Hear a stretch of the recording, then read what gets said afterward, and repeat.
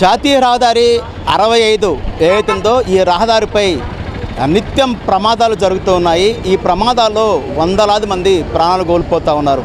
మనం ఇక్కడ చూస్తున్నాం సంగారెడ్డిలో ఉన్నటువంటి పోతిరెడ్డిపల్లి చౌరస్తాలో ఉన్నాము. ఈ పోతిరెడ్డిపల్లి చౌరస్తా ఏదైతుందో ఇది నేషనల్ హైవే పూణే నుంచి ఈ యొక్క రోడ్డు ఇటువైపుగా హైదరాబాదు, సూర్యాపేట, విజయవాడ మీదుగా పోతుంది.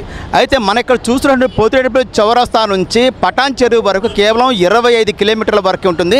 ఈ 25 కిలోమీటర్ల పరిధిలో మొత్తం టోటల్గా ఈ యొక్క జాతీయ రహదారి మీద 17 బ్లాక్ స్పాట్స్ని గుర్తించే కేవలం ఈ 25 కిలోమీటర్ల పరిధిలోనే 6 బ్లాక్ స్పాట్స్ ఉన్నాయి.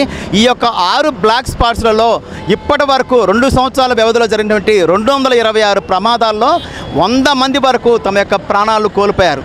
ఈ ప్రమాదాలకు ప్రధాన కారణం బ్లాక్ స్పాట్స్ను అధికారులు అదేవిధంగా జాతీయ రహదారుల సంస్థ గుర్తించకపోవడం అనేది ప్రధాన లోపంగా కనిపిస్తూ ఉంది. ఎక్కడైతే బ్లాక్ స్పాట్స్ ఉంటాయో బ్లాక్ స్పాట్స్గా గుర్తించేందుకు 5గురు చనిపోవటం కానీ 10 సార్లు నిరవధికంగా ఒకే ప్రాంతంలో ప్రమాదాలు జరిగినప్పుడు కానీ దాన్ని బ్లాక్ స్పాట్స్గా గుర్తిస్తారు.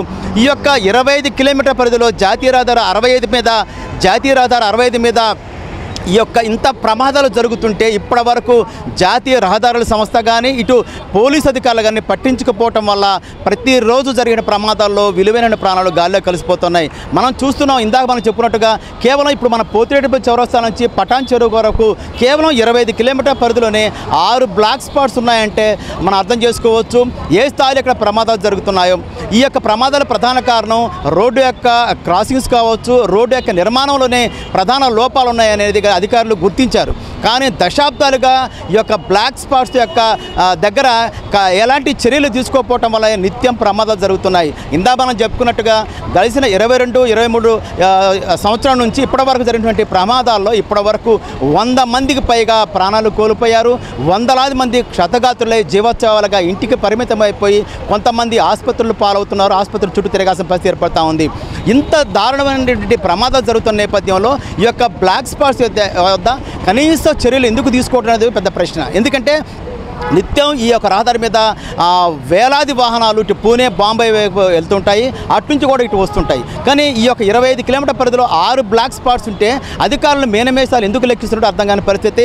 విలువైన ప్రాణాలు గాల్లో కలిసిపోతున్నప్పటికీ అధికారులు చలనం లేకపోవడం మాత్రం దారుణంగా కనిపిస్తూ ఉంది. ఇప్పటికైనా జాతీయ రహదారుల సంస్థ కావచ్చు, పోలీసు శాఖ కావచ్చు ఈ గుర్తించినటువంటి బ్లాక్ స్పాట్స్ ఏవైతే ఉన్నాయో ముఖ్యంగా పోతిరెడ్డిపల్లి చౌరస్తా, కంది, ముత్తంగి, ఇస్నాపూరు, పటాన్ చెరువు ఈ యొక్క 5-6 సుమారుగా 6 వరకు ఉన్నటువంటి ఈ యొక్క బ్లాక్ స్పాట్స్ వద్ద ఇప్పటికైనా రోడ్లో ఉన్నటువంటి లోపాలను గుర్తించడం, వాటిని సరిచేయటం, ప్రమాదాలు జరగకుండా కట్టుదిట్టమైన చర్యలు చేపట్టే అవసరం ఎంతైనా ఉంది. కెమెరా పర్సన్ వినోద్తో PV రావు 10 TV సంగారెడ్డి నుంచి.